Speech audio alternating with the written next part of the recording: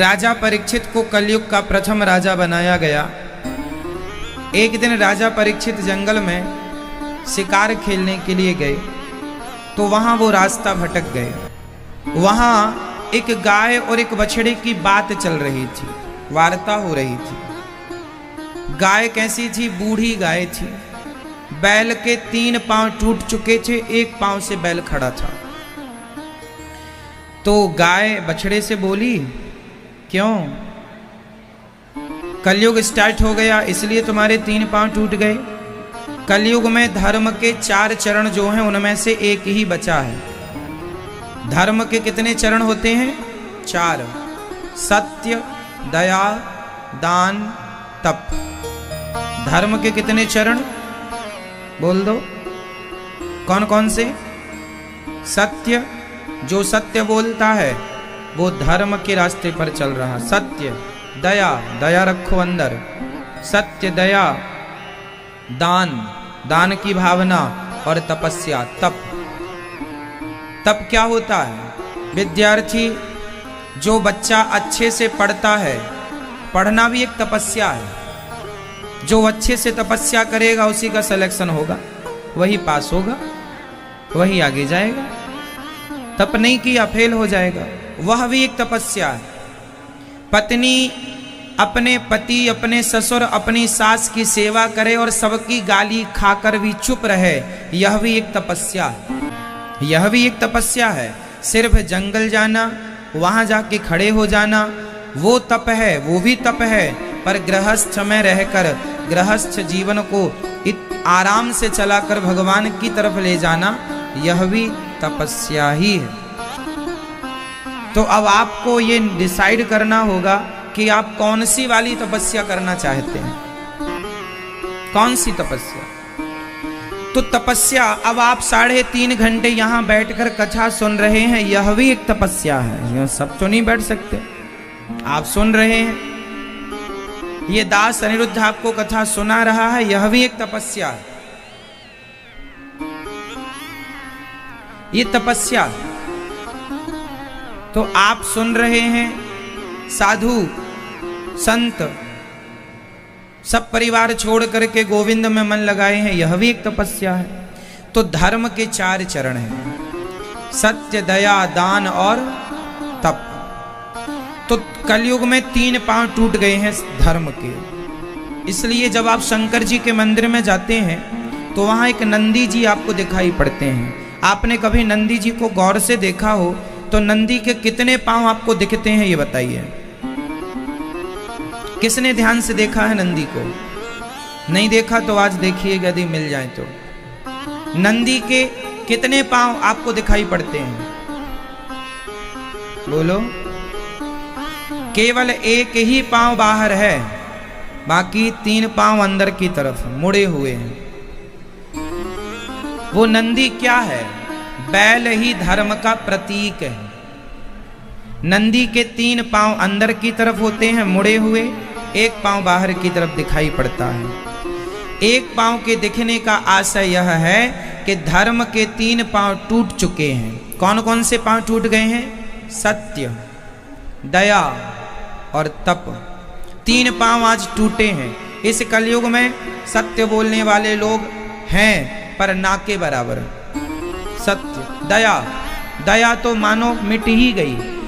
आज कितने लोग धर्म के नाम पर बकरा बकरी मार डालते हैं। दया होती, जिस आदमी के अंदर दया होगी वो कभी किसी जीव की हत्या नहीं कर सकता। जो हत्या करता है इसलिए करता है कि उसके अंदर दया नहीं है। आप में से कितने लोग मांस खाते हैं? जो खाते हैं हाथ उठाओ। खाते हो आप मांस? तो बताओ, मांस खाने वाला व्यक्ति कोई भी हो, क्या उसके अंदर दया है? दया है? भैया जी आपने हाथ उठाया, बताओ आपके अंदर दया है कि नहीं? बताओ। हाँ, सिर हिलाओ, हम देख रहे हैं आपको। आपके अंदर दया है या नहीं? आप बताओ। जिसके अंदर दया होगी वो बकरे का सिर काटेगा क्यों, वो बकरी को मारेगा क्यों, और वो मुर्गी को क्यों मारेगा और मछली को क्यों मारेगा? अच्छा बताओ, मछली को, मुर्गी को, बकरा को कौन मार सकता है? गाय की हत्या कौन करता है? हत्या करने वाले को क्या कहा जाता है? जोर से, कसाई। हत्या करने वाले को क्या कहा जाता है? बोल दो जोर से, कसाई। तो केवल गाय को मारने वाला ही कसाई है क्या? बकरे को मारने वाला कसाई नहीं है? बिल्कुल कसाई है। क्या मछली को मारने वाला कसाई नहीं है? क्या मुर्गा और मुर्गी को मारने वाला कसाई नहीं है? है। क्या अपनी माँ और अपने बाप को मारने वाला, हाथ उठाने वाला माँ बाप पर, क्या कसाई नहीं है? किसी इंसान की हत्या कर देने वाला क्या कसाई नहीं है? हर वो व्यक्ति कसाई है जो जानकर जीवों की हत्या करता है। किसान खेत में दवाई डालता है ताकि इल्ली विल्ली मर जाए, वो किसान जानकर दवाई नहीं डालता, वो उसकी मजबूरी होती है क्योंकि फसल खराब करती है, तो वो ना चाह करके भी दवाई का छिड़काव करता है, तो वो हत्या नहीं मानी जाएगी क्योंकि उसमें उसकी इच्छा नहीं है। लेकिन आप मछली मार रहे हैं तो आपकी इच्छा है क्योंकि इसे मार के आपको खाना है, तो आप उस पाप के अधिकारी हैं, आप कसाई की तरह काम कर रहे हैं। किसी समय पर आपको कसाई के जैसा व्यवहार जो आप कर रहे हैं, सचमुच भगवान आप कसाई बना के भेज देंगे फिर। इसलिए जिसके अंदर दया होगी, दया का तात्पर्य ही यह है कि वह किसी की हत्या कर ही नहीं सकता। तो आपके अंदर यदि दया है तो आप हत्या नहीं करेंगे। आप मांस नहीं खा सकते, आप मांस खाते हैं इसलिए कि आपके अंदर दया नहीं है। मांस खाने वाले लोग इसलिए मांस खाते हैं कि उनके अंदर दया नहीं, क्योंकि कलयुग में धर्म के 4 पांव में 3 पांव टूट चुके हैं, सत्य, दया और तप। आजकल तपस्या कोई नहीं करता, 1-2 गाली भी आदमी सुन नहीं सकता आज के युग में, जरा सा भी अपमान सह नहीं सकता आदमी आज के समय में। इससे सिद्ध हो रहा है कि आदमी तपस्वी नहीं है। तपस्या का अर्थ क्या होता है? अरे तपस्या का अर्थ केवल जंगल जाना नहीं, समाज के अपमान को सहन कर लेना और सह करके भी चुप रहकर गोविंद का ध्यान करना, यही तपस्या है। इससे बड़ी तपस्या क्या होगी? तो आपको भी तपस्वी होना चाहिए, ज्यादा नहीं, थोड़ी ही सही, त्याग हो, तपस्या हो। आज कलयुग में 1 पांव बाहर है नंदी का, वह है दान। ये न केन विधि कीने, दान करे कल्याण। आज दान ही सब प्रकार से थोड़ा थोड़ा आप लोग जो दान करते हैं, उसी दान के बल पर धर्म टिका हुआ, 1 पांव के बल पर टिका हुआ, केवल दान के बल पर। इसलिए आप लोग जो थोड़ा बहुत आपके द्वार पे कोई साधु आ जाता है तो आप श्रद्धा से दान करते हैं। आज के युग में तो फिर भी लोग दान कर रहे हैं। आज का समय तो ऐसा आ गया कि जैसे आपके घर में कोई आ जाता है ना, तो आप में से कुछ लोग कहते हैं क्यों, तुम कमा के खा नहीं सकते, आ गए मुंह उठा के भीख मांगने।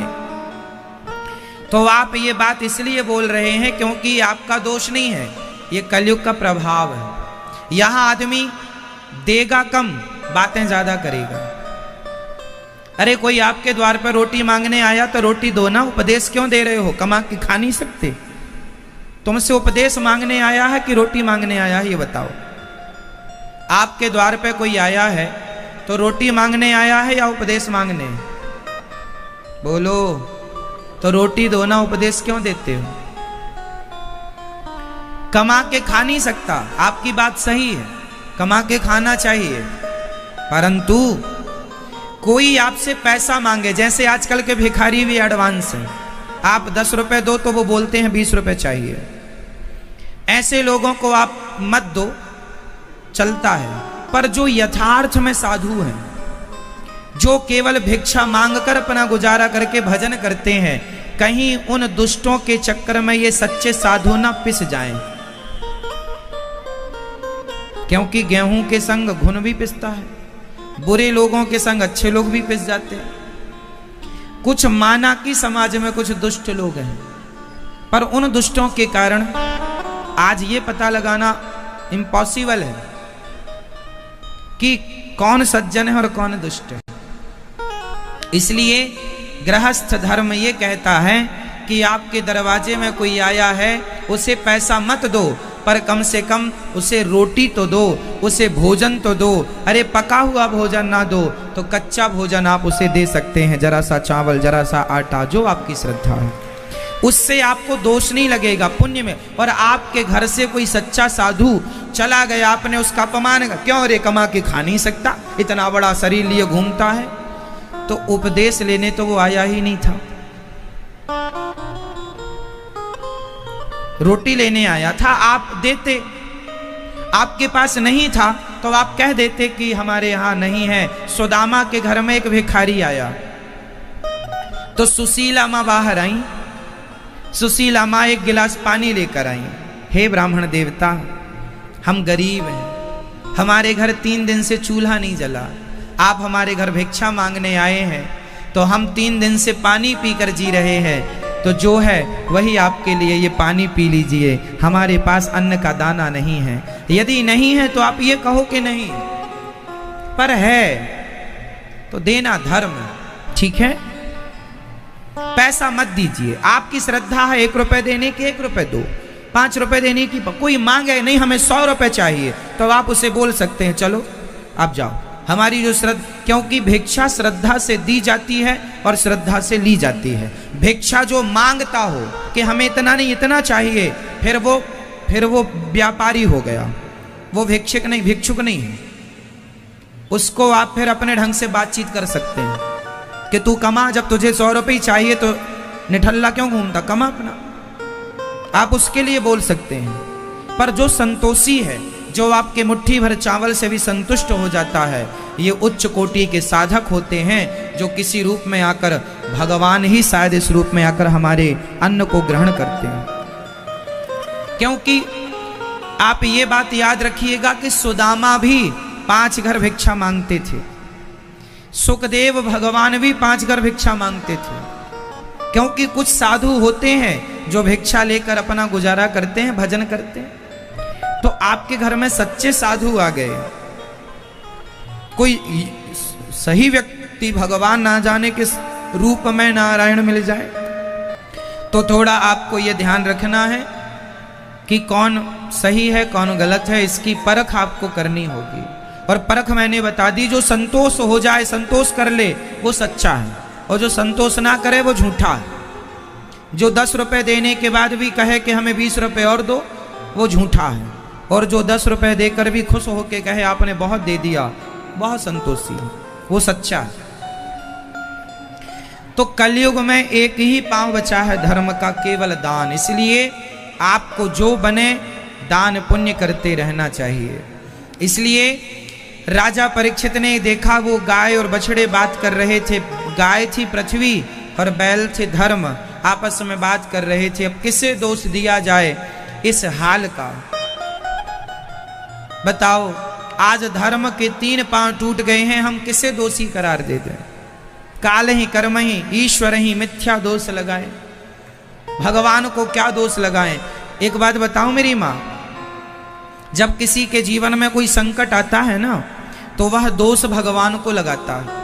हे भगवान, तुम्हारे कारण हम बड़े परेशान हो गए, आपने हमें इतना दुख दिया, हे भगवान आपने ये दिया वो दिया।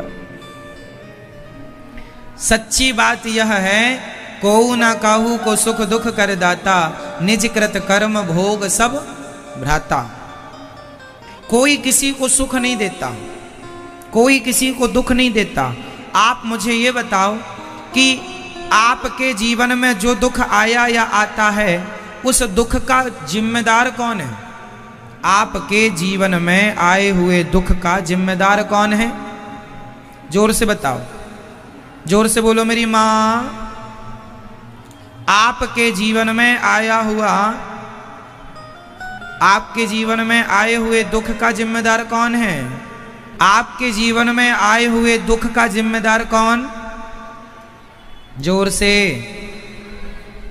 आपके जीवन में आए हुए दुख का जिम्मेदार कौन? जोर से। हम स्वयं, हम स्वयं।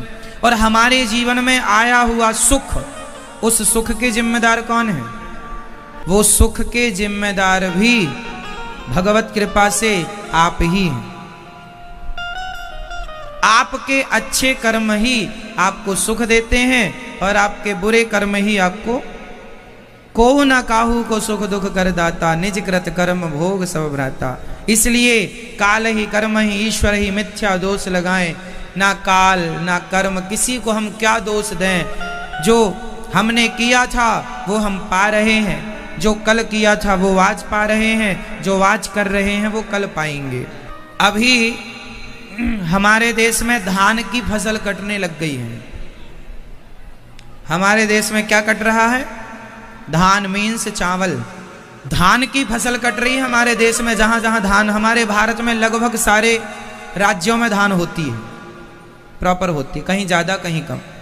अभी धान के कटने का समय है। एक किसान चावल खा रहा था, दाल चावल दाल चावल दाल चावल। किसी ने कहा रोटी भी तो खा। बोले भैया अभी चावल की फसल आई है, अभी चावल चावल खाएंगे। अब गेहूं बो दी है, जब गेहूं कटेगी तो फिर रोटी खाएंगे। जो कल बोया था वो आज खा रहे हैं, जो आज बोए हैं वो। धान कब बोई गई थी? शुरुआत में, आषाढ़ में। अब कटने का समय आ गया। क्यों जी? सही है। धान बोई गई थी लगभग आषाढ़ में, अब कटने का समय। जो कल बोया था वो आज काट रहे हैं। और अब इसके बाद अब गेहूं भी बोना चालू हो गई खेतों में किसानों के यहाँ। क्यों जी? गेहूं की बुवाई भी चालू हो गई। कार्तिक चल रहा, मतलब गेहूं की बुवाई, दीपावली निकल गई, मतलब गेहूं बुवाई चालू हो गई है। तो जो कल बोया था वो आज काट रहे हैं, और जो आज बो रहे हैं वो, जोर से बोलो मेरी माँ। रचा है सृष्टि को जिस प्रभु ने, वही ये सृष्टि चला रहे हैं। जो पेड़ हमने लगाया पहले, उसी का फल हम अब पा रहे हैं। जो कल बोया था वो आज, जो आज बोएंगे वो। जो पेड़ हमने लगाया पहले, उसी का फल हम अब पा रहे हैं। किसने बनाई है ये सृष्टि? मेरी माँ। ये संसार किसके हिसाब से चल रहा है? आपके हिसाब से या हमारे हिसाब से या भगवान के? इसलिए जो हो रहा है वो किसकी मर्जी से? चलो हो गया तुम्हारा काम, जिसके लिए गए थे कर लिया।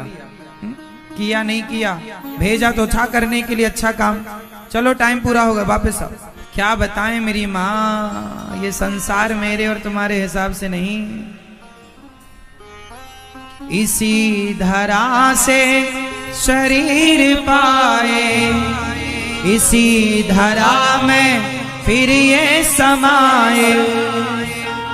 है सत्य नियम यही धरा का, एक आ रहे हैं एक जा रहे हैं। बहू के बेटा हो गया, तब तक खबर आई दादाजी चले गए। दादाजी जा रहे हैं, बहू के बेटा आ रहा है, एक जा रहे हैं।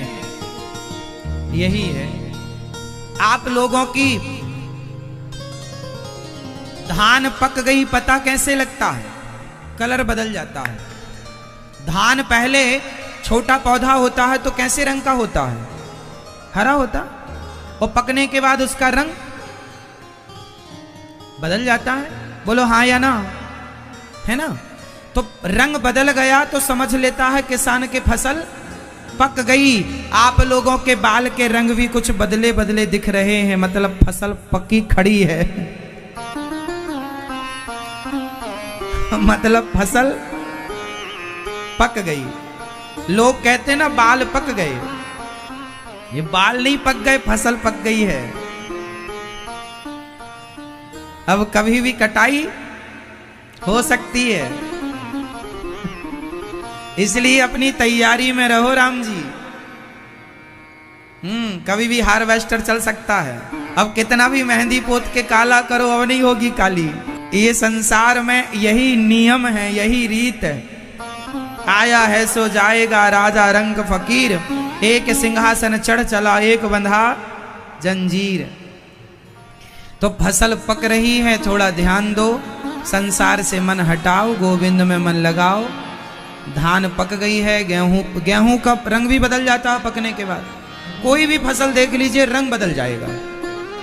यहां तक कि आम का भी रंग बदल जाता है पकने के बाद। कच्चा आम अलग कलर होता है, पका आम अलग कलर होता है। तो कलर बदल गया। अब आप फिर भी कितना भी कलर करते फिरो, वो कलर टिकाऊ नहीं है जो आप कर रहे हैं। चाहे लाल कर लो, चाहे काला कर लो। इसलिए सच्चाई को स्वीकार करो।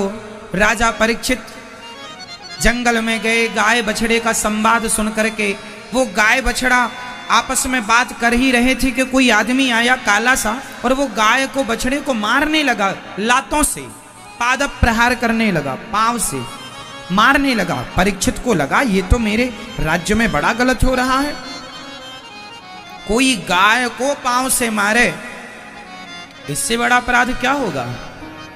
राजा परीक्षित ने कहा यह बड़ा गलत है। राजा परीक्षित ने उस आदमी से कहा को भगवान तुम कौन हो। उसने कहा महाराज मैं कलयुग हूं। राजा परीक्षित बोले तुरंत मेरे राज्य से निकल के बाहर जाओ, दोबारा दिखाई ना पड़ना जो तुम गाय को इतना सता रहे हो। कि गोल गोल क्या कलयुग अच्छा है, क्या अच्छाई है कलयुग में बताओ। कलयुग सतयुग त्रेता द्वापर में जो गति यज्ञ जप तप करने से होती थी, कलयुग में जीव की वही गति केवल भगवान का नाम लेने से हो जाती है। इसलिए कलयुग सभी युगों में श्रेष्ठ है। कलयुग में माना कि बहुत बुराइयां हैं पर कुछ अच्छाइयां भी हैं। कलयुग में आरक्षण मिला है हम सबको कि तुम कितने भी बड़े पापी हो, यदि तुम अपना पाप भगवान के आगे कह के अपनी गलती को स्वीकार कर लेते हो और फिर पाप नहीं करते हो, भगवान के चरणों में आत्मसमर्पण कर देते हो, तो भगवान आपके सारे अपराधों को क्षमा कर देंगे। सन्मुख हो ही जीव मोहि जबहि, जन्म कोटि अघना सहि तबहि। भगवान का नाम लेने से सारे पाप समाप्त हो जाते हैं। राजा अजामिल एक नाम लिया तो उसके लिए भी आगे के दरवाजे खुल गए मोक्ष के। बाद में उसने तपस्या करके भगवान को पाया, लेकिन एक ही नाम लेने से काम बन गया कि नहीं। तो कलयुग में नाम बड़ा इसलिए श्रद्धा से नाम जपो। नाम भी ऐसे नहीं कि नाम लगे हैं जपने, ध्यान यहाँ है ध्यान वहां है और नाम जप रहे हैं, तेरा नाश हो जाए, और नाम जप रहे हैं सीताराम सीताराम और इसका नाश हो जाए। कपट भरा पड़ा है, ईर्ष्या भरी पड़ी है, द्वेष भरा पड़ा है और नाम जप रहे हो, ऐसे नाम जप का कोई फल नहीं मिलेगा। नाम जपने वाले को पहले अंतःकरण शुद्ध करना चाहिए। निर्मल मन जन सो मोहि पावा, मोहि कपट छल छिद्र ना भावा। मंत्र जाप मम दृढ़ विश्वासा, पंचम भजन सुवेद प्रकाशा। भगवान का नाम श्रद्धा से जपो, विश्वास से, पर कपट रहित होकर, निष्कपट भाव से। राम राम सब कोई कहे, दशरथ कहे न कोय, एक बार दशरथ कहे सो कोट यज्ञ फल होए। ये दशरथ क्या है? दसों इंद्रियों को साध कर जो भगवान का नाम जपते हैं वह नाम जप बहुत श्रेष्ठ है। ये दसों इंद्रियों क्या होती हैं? बहुत ध्यान से सुनना मेरी माँ। हमारी इंद्रियां होती हैं 5 ज्ञानेंद्री, 5 कर्मेंद्री, जिनसे ज्ञान होता है आंख से रूप का ज्ञान, कान से शब्द का ज्ञान, नासिका से गंध का, जिह्वा से स्वाद का, रसना से, और चमड़ी से स्पर्श का ज्ञान, शब्द स्पर्श रूप रस गंध।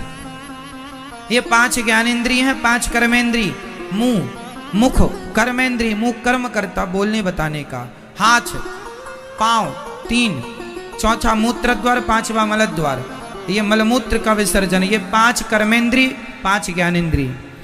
जो अपने मन से जो अपनी आंखें राम में लगाए, जो अपनी आंखें कृष्ण में लगाए, जो अपने कान कृष्ण में लगाए, कथा में लगाए, जो अपनी वाणी कृष्ण में लगाए, नाम जप में लगाए, जिसका हृदय शुद्ध हो गया, वह एक नाम भी जप लेगा तो वह एक नाम करोड़ों के बराबर हो जाएगा। क्योंकि मन को साध कर, मन को कंट्रोल करके नाम जपा गया। अब मन चंचल है, यहां भाग रहा वहां भाग रहा, फिर भी नाम जप रहे, ठीक है, ये प्राइमरी की कक्षा है, ये पहली क्लास। छोटे छोटे बच्चे जब स्कूल पहली बार जाते हैं तो वो एक जगह बैठते नहीं, पूरी क्लास में घूमते हैं। पर पहली क्लास पढ़ेगा तब दूसरी में पढ़ेगा, जब दूसरी में पढ़ेगा फिर आगे तीसरी, चौथी और पांचवी में जाएगा, पांचवी पढ़ेगा तब छठी, और इसके बाद फिर वो 10वीं में, फिर वो 12वीं में, फिर वो कॉलेज में, फिर वो PhD के काबिल होगा। स्टेप बाय स्टेप, धीरे धीरे, है ना, ऐसी प्रोसेस है ना शिक्षा का, धीरे धीरे। पहली बार में तो PhD हम नहीं कर लेते ना, पहले स्कूल, कॉलेज, आगे बढ़ती चली जाती है, डिग्रियां बढ़ती, शिक्षा बढ़ती, सब चीज। उसी तरह आपका अभी मन नहीं लगता भगवान में, आप यहां देखें वहां देखें, राम राम आप जप रहे, चलो शुरुआत ये पहली, अरे तेरा नाश हो जाए, सीताराम सीताराम सीताराम, उसका फला जानती तू, उसको माला जब चल रहा, अभी उंगली घूम ही रही है, जानती है पड़ोसन के साथ क्या हुआ, हाँ वो ताकती रहती है पड़ोसी को, ये बातें कर रही हो, माला चल रहा है। ये पहली क्लास की भक्ति है। चलो शुरुआत तो की आपने, पर सारी जिंदगी पहली कक्षा में ना पड़े रहना। आपका ध्यान भगवान में पहले नहीं लगता, कोई बात नहीं, साल भर नहीं लगा, कोई बात नहीं, पर अब धीरे धीरे नाम जब जाप करो तो राम में बस ध्यान लग जाए। धीरे धीरे आप जैसे नाम जप रहे हैं, श्रीमन नारायण श्रीमन नारायण, तो श्रीमन नारायण अंदर चल रहा है और आपके ध्यान में क्या चल रहा है कि भगवान श्रीमन नारायण क्षीर सागर पर लेटे हैं, लक्ष्मी जी उनके चरण दबा रही हैं, भगवान के पावन चरणों में शंख चक्र गदा पद्म का निशान है। एक तरफ माता लक्ष्मी जी भगवान के चरण दबा रही हैं, दूसरी तरफ हम जाकर बैठ जाएं और हम भी अपने हाथों से भगवान के चरण दबाने लग जाएं, और भगवान के चरण दबाते दबाते हम जाप, मतलब हम बैठे वृंदावन में नाम जप रहे हैं श्रीमन नारायण, पर मन से हम बैकुंठ चले जाएं भगवान के चरणों में। ये है उत्तम कोटि का जप, उत्तम कोटि का ध्यान। आप अपने घर में हैं, वहां से आप बोलें श्री कृष्ण, तो आप वहां से बोलें तो आप का शरीर तो अपने घर में है, पर आपका मन बिहारी जी के सामने आकर खड़ा हो जाए। बिहारी जी की कल्पना कीजिए, बिहारी जी की आंखें कैसी हैं, उनके गाल कैसे हैं, उनके कमर कैसी है, उनके चरण कैसे हैं, उनके के कंग का दर्शन कीजिए, उनके श्रृंगार का दर्शन कीजिए। राधा रमण जहां आपकी श्रद्धा है उनका दर्शन कीजिए। तो नाम जपते समय ध्यान उनका ही हो जिनका नाम जप रहे हैं। अब हम नाम तो जप रहे हैं पर ध्यान उनका है ही नहीं, तो उस नाम जप का फिर कोई अर्थ नहीं है। वो पहली कक्षा में आप पढ़े हैं, तो पहली कक्षा में इसलिए जाते हैं कि पहली से दूसरी में जाएं, दूसरी में इसलिए जाते हैं कि दूसरी से तीसरी में जाएं। अब पहली कक्षा में जाकर पहली में ही 10 साल तक पढ़े रहें, ये तो समझदारी नहीं है। आपका मन 2015 में आपका मन नहीं लगता था, समझिएगा, 2015 में आप लोगों का मन नहीं लगता था भगवान में, चलो कोई बात नहीं, 2016 में भी नहीं लगता, 2017 में भी नहीं लगा, 2018 में भी नहीं, 20 में भी नहीं, 22 में भी नहीं। अब देखो, अब तो 2022 का भी एंडिंग चल रही है, अब तो मन लगाओ। लड़कपन में मन नहीं लगा, समझ में आया, चलो जवानी में मन नहीं लगा, अरे अब तो मन लगे। अब नहीं लगेगा तो फिर कब लगेगा, तारीख बताओ हमें भाई, लगे ना। सारी जिंदगी मन ना लगे, इसका अर्थ ये हुआ कि हम पहली क्लास से दूसरी में गए ही नहीं, इसका अर्थ तो यही हुआ। चलो भाई, आपका पिछले साल मन नहीं लग रहा था भगवान में, पर आज भी नहीं लग रहा है, मतलब आप प्लस नहीं हुए, आप जहां की तहां, पहली कक्षा के पहली कक्षा में हैं, आप दूसरी में गए ही नहीं। चलो पहले कम नहीं, पहले नहीं लगता था, आज कुछ तो लगे। यदि कुछ लगा है तो कल कुछ और लगेगा। आप 5 मिनट के लिए बैठते हैं ध्यान करने भगवान का, उस 5 मिनट में यदि 5 मिनट के लिए आपका ध्यान भगवान में नहीं लगा तो आप कक्षा पहली के विद्यार्थी हैं। 5 मिनट के लिए आप आंख बंद करे हैं और 5 मिनट में यदि 2 सेकंड के लिए भी मन भगवान में गया तो चलो सुधार है।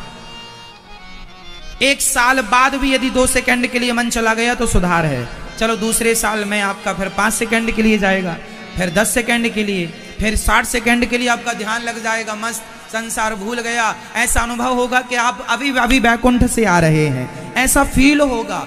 ध्यान बहुत ऊंची चीज है, समझाई नहीं जा सकती। एक बात बताएं, ध्यान का जो सुख है, आनंद है, वो आनंद लिया जा सकता है ध्यान में जाकर, शेयर नहीं किया जा सकता।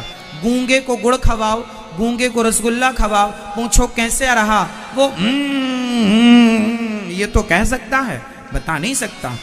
तो ध्यान में जाने वाला आदमी गूंगा होता है, वो ध्यान में आए आनंद को शेयर नहीं कर सकता, बता नहीं सकता, वो उस आनंद को अनुभव कर सकता है। ये सुख बताया नहीं जा सकता, कुछ चीजें बताई नहीं जा सकती। बात समझ में आ रही है मैया?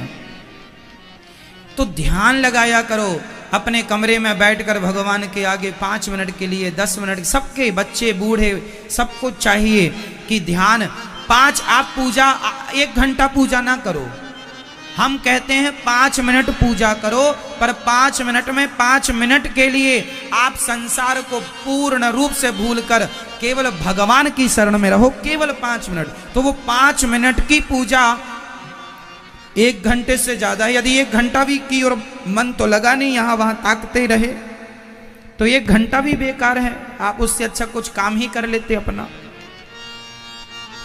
भगवान में, भगवान के पास पहुंच जाना मन से, और ऐसा अनुभव होना कि हम भगवान के पास हैं, ये ध्यान है। महसूस करना कि हम उनके पास, उनको, उनके स्पर्श को महसूस करना कि हम उन्हें छू रहे हैं, भगवान के चरण। ये सब देखो, आप में से कितने लोगों ने बिहारी जी को छुआ है? किसी ने नहीं छुआ, क्योंकि बिहारी जी के मंदिर में किसी को बिहारी जी छूने को मिलते नहीं, दर्शन करने को। हमें मंदिर में जाकर दर्शन करने तो मिलता है, छूने नहीं मिलता। अरे हम शरीर से नहीं छू सकते तो क्या हुआ, ध्यान लगाकर मन से तो छू सकते हैं। मन से जाओगे, कौन रोकने वाला है?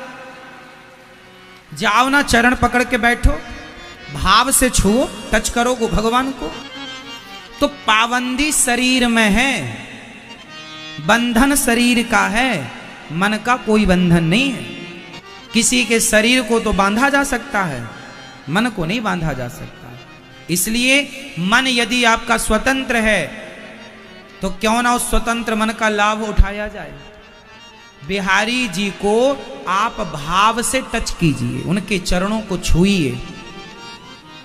पहले तो खूब ध्यान से मंदिर जाके बिहारी जी को टुकुर टुकुर देखिए, खूब मन लगाकर देखिए।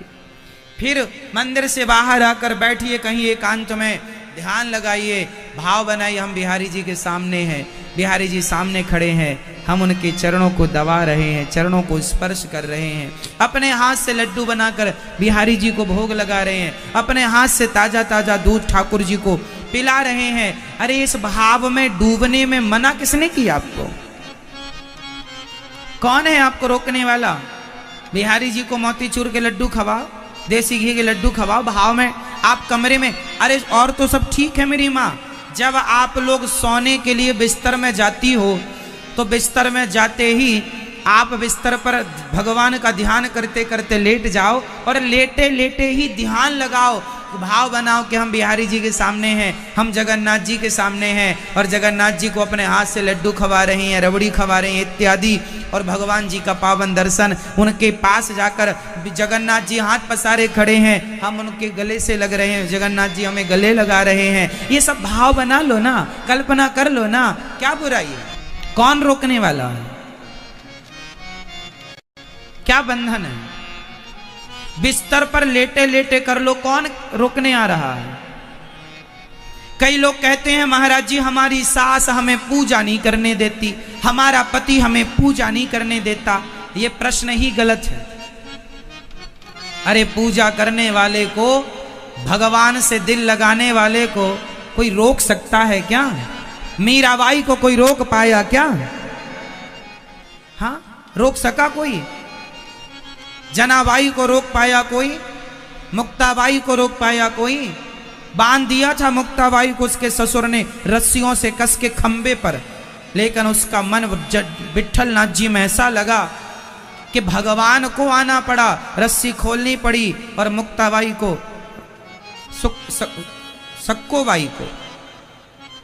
सक्कोबाई को खोलना पड़ा। सक्खूबाई भी कुछ लोग कहते हैं, सखूबाई भी कहते हैं। सखूबाई को खोलना पड़ा और सखू को खोल करके भगवान स्वयं उसकी जगह खुद बंध गए रस्सी से और सखू को खोल दिया। दौड़ी दौड़ी उसके ऐसी तड़प थी विट्ठल नाथ जी से मिलने के लिए, जैसे वृंदावन में बिहारी जी हैं ऐसे पंढरपुर में विट्ठल नाथ जी हैं। विट्ठल नाथ जी का नाम सुना होगा आपने। भगवान श्री कृष्ण ही विट्ठल नाथ जी के रूप में बैठे हैं पंढरपुर महाराष्ट्र। तो सखू को उसके ससुर ने, सास ने बांध दिया था खंबे से घर के अंदर, लेकिन उसका आंखों में आंसू रुके नहीं। हे विट्ठल नाथ जी कब बुलाओगे? हे विट्ठल कब बुलाओगे? क्या अपना दर्शन दिए बिना ही क्या मुझे प्राण त्यागने पड़ेंगे? हे विट्ठल मैं मरना चाहती हूँ, लेकिन आपको देखे बिना मैं मर जाऊं ये अच्छा नहीं लगेगा। बस आखिरी बार अब मुझे आप दर्शन दे दो। उसके इस प्रेम से रीझ कर विट्ठल नाथ जी आए कमरे के अंदर, उसे खोला और खोलकर उसे बाहर किया और खुद सखू बन करके भगवान बंध गए। क्योंकि यदि उसे खोल देते तो ससुर जी फिर जाते, रास्ते से पकड़ कर ले आते कि मेरी बहू कहाँ जा रही है। क्योंकि पहले गई थी वो, संतों की टोली गांव से गुजरी, विट्ठल विट्ठल जपती हुई, तो सखूबाई बर्तन धुल रही थी, तो वो भी पीछे पीछे चल पड़ी संतों के संग के विट्ठल नाथ जी जा रहे हैं, हम भी दर्शन करेंगे। लोगों ने कहा तेरी बहू ससुर जी से, तेरी बहू तो वो संतों के पीछे भाग रही है। ससुर जी घोड़े में चढ़ कर गए और सखू के बाल पकड़कर घसीट कर ला के बांध दिया। नाम खराब करती है हमारा, बड़े खानदान की बहू होकर कुल का नाम डुबाती है, संतों के पीछे पीछे जाती है, बांध दिया। पर उसके अंदर इस बात का दुख नहीं था कि मेरे ससुर ने मुझे मारा। ससुर ने खूब पिटाई की, लातों से, घूंसों से। सास ने अब कितना ना मारा होगा, कितना अत्याचार ना हुआ नारियों पर। पूरा शरीर लाल पड़ गया, नस नस ढीली पड़ गई, जो आए दो चार थप्पड़ जमा के चला जाए। सास ने, ससुर ने, देवर ने, पति ने, सबने हाथ साफ किए, बांध दिया, भूखी प्यासी मरती रहे। लेकिन सखू को इस बात का दुख नहीं था कि परिवार ने मारा है, दुख इस बात का था कि बिहारी हे विट्ठल नाथ जी क्या आपके दर्शन किए बिना मैं मर जाऊंगी। ये जब तड़प उसके अंदर जागी तो भगवान को रहा ना गया। विट्ठल नाथ जी आए और विट्ठल नाथ जी उसे खोलते हैं, खुद बंधते हैं और रूप बना के सखू का रूप बनाते हैं और बंधते हैं और उसे आजाद करते हैं। वो चलती चलती चलती चलती भाव विभोर थी, उसे पता नहीं था मैं किस रास्ते पर चल रही हूँ। पर जब आप भाव में डूबते हैं और सच्चे मन से जब आप चलते हैं तो भगवान आपका हाथ पकड़कर सही रास्ता पर चलाते हैं। आपको पकड़ने स्वयं भगवान आते हैं, कोई क्या रास्ता बताएगा। पहुंच गई और विट्ठल नाथ जी से ऐसा जब उसकी आंखें मिली, विट्ठल नाथ जी को देखा, चरणों में जाकर गिरी, कहा हे विट्ठल नाथ जी अब आपको छोड़कर कभी कहीं जाना ना पड़े। ये कहना था कि वो सखूबाई के प्राण निकले और एक दिव्य ज्योति निकलती है। सबके देखते देखते विट्ठल नाथ जी के चरणों में दिव्य ज्योति समा जाती है, प्राण निकल जाते हैं। ये कथाएं इस कलयुग की कथाएं हैं, कुछ 100 साल पुरानी ही कथाएं हैं। तो भगवान, कोई कहे कि हमारा ससुर हमारा पति हमें भक्ति नहीं करने देता, ये सवाल गलत है। भक्ति क्या माला जपने का नाम भक्ति है मैया? आप यदि माला जपने को भक्ति मानती हो तो फिर आपकी जो सोच है वो अभी कच्चे हो। आप केवल माला जपना भक्ति है ऐसा नहीं है। केवल भगवान को नहवाना, कपड़े पहनाना, उन्हें भोग लगाना ये भक्ति मानती हो तो ये भी आप कच्चे हो। अभी पका हुआ कौन है? अरे जो बिस्तर पर लेटा लेटा गोविंद के चरणों में पहुंच जाए और भगवान का अनुभव करके आ जाए, फिर बिस्तर पर जस का तस आ जाए, जिसके लिए कोई बंधन ही ना हो। दिन में 10 बार मन से बिहारी जी जाओ, कौन रोकने वाला है। दिन में 10 बार जगन्नाथ जी जाओ मन से। शरीर से जाओगे तो किराया भाड़ा लगेगा, खर्चा लगेगा, समय लगेगा, धक्का मुक्की भी होगी। पर मन से जाओ तो मन लगा के खूब लिपट के आओ जगन्नाथ जी से, कौन रोकने वाला है। गले मिल के आओ। तो भगवान का मिलना आज के युग में दुर्लभ नहीं है। वो मन तो हो ऐसा भगवान से मिलने वाला, भाव तो हो। भाव का भूखा हूं मैं, भाव ही एक सार है मेरी माँ, और भाव से भजले मुझे तो भव से बेड़ा। भगवान भाव के विषय हैं, इसलिए भजना है तो भाव से। माला जपना पर्याप्त नहीं है। माला जब तब सार्थक होगा जब नाम लेते समय ध्यान उनका ही हो। यदि ध्यान यहां वहां जा रहा है तो आप रास्ते पर तो हैं, सही रास्ते पर हैं, पर अभी पहली कक्षा के स्टूडेंट। इसलिए मेरी माँ संभलो, संभालो, अपने आप को तैयार करो, भगवान के योग्य बनाओ। मीराबाई चलती फिरती पग घुंघरू बांध मीरा नाची रे। पाँव में घुंघरू बांधती, गली गली नाचती, उसकी वही भक्ति थी। यही भजन है। आदत बुरी सुधार लो, बस हो गया भजन। मन की तरंग मार लो, हो गया भजन। आए हो तुम कहाँ से और जा रहे कहाँ, मन से यही विचार लो, बस हो गया भजन। बहुत कठिन नहीं है भजन, बहुत कठिन नहीं है भगवान को पाना। इतना भी कठिन नहीं है मेरी माँ, जितना कठिन हम लोग समझ रहे, इतना भी कठिन नहीं। इसलिए राजा परीक्षित कलयुग को रहने के 4 कमरे बनवाते हैं। कलयुग बहुत बुरा है, पर एक अच्छाई है, मन से आप रहो भगवान के सामने, कोई बुराई नहीं, खूब रहो। कितना भी बुरा कलयुग हो, पर एक अच्छाई है कि आप नाम लेकर जप करके अपना कल्याण कर सकते हैं। कलयुग केवल नाम आधारा, सुमरि सुमरि नर उतरहि पारा।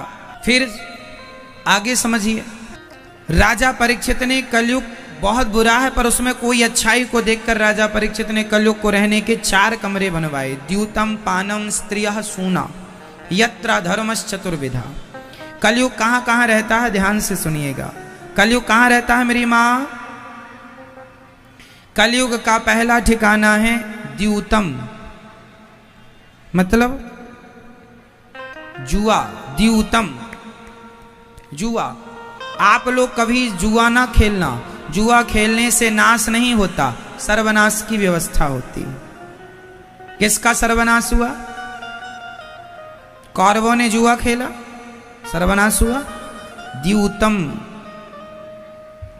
पानम, कलयुग का पहला ठिकाना है जुआ द्यूतम, दूसरा ठिकाना है पानम। पानम बोले तो शराब, द्यूतम पानम स्त्रियां। जुआ से बचिएगा, बच्चों को बचाइएगा। आजकल तो मोबाइल पर भी लोग जुआ खेल रहे हैं, सब गलत ही है। द्यूतम पानम, पानम बोले तो शराब। शराब सदा से ही गलत है, ना कभी अच्छी थी, ना कभी अच्छी है, ना कभी होगी। तो शराब से बचिएगा। आप शराब तो नहीं पीते? नहीं। आप में से कितने लोग शराब पीते हैं? कितने लोग शराब नहीं पीते? अच्छा हाथ उठाओ। कभी भी नहीं। आप पीते हैं भैया? शराब पीते हैं आप? आपसे पूछ रहे हैं। हाँ, शराब नहीं पीते। अच्छा है आप लोग नहीं पीते, ये अच्छी बात है। शराब ना पीना समझदारी है, शराब पी लेना समझदारी नहीं। द्यूतम पानम, शराब पियोगे तो सर्वनाश होगा। द्यूतम पानम स्त्रिया, पराई स्त्री से बचना चाहिए। पर नारी पैनी छुरी 3 तरफ से खाए, धन हरे यौवन हरे और घोर नरक ले जाए। पराई स्त्री से सदा बच के रहो। पराई नारी को छू भी लोगे तो सर्वनाश हो जाएगा। रावण ने उठा लिया पराई स्त्री को, सर्वनाश हो गया कि नहीं? रावण ने छू लिया ना माता सीता को, सर्वनाश हुआ कि नहीं? एक लखपूत सवा लख नाती, जिसके घर पर दिया ना बाती, रहा ना को कुल रोवनी हारा। जब रावण मरा रोने वाला कोई नहीं बचा। क्यों क्यों नहीं बचा मेरी माँ, क्यों नहीं बचा? क्योंकि उसने पराई स्त्री का स्पर्श कर लिया। इसलिए बचिएगा पराई स्त्री से। अच्छा, रावण ने जिन सीता को चुराया वो कौन सीता थी? आप में से कितने लोग इसका उत्तर दे सकते हैं? रावण ने जिन माता सीता को चुराया, क्या वह राम की पत्नी थी? उत्तर दो। नहीं। रावण ने जिन सीता मां को चुराया था वह राम जी की पत्नी नहीं, वह राम जी ने एक लीला की थी। असली सीता को अग्नि में वास दे दिया था और वो माता सीता की परछाई थी, अर्थात वेदवती। वेदवती नाम की एक महिला, एक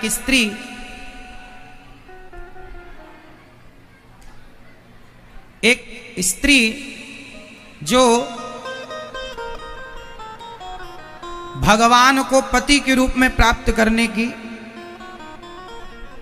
कोशिश कर रही थी, तप के माध्यम से तप कर रही थी और भगवान को ही पति के रूप में वह प्राप्त करना चाहती थी। अब मिले कैसे? अब राम जी का विवाह तो माता सीता जी से हो गया है।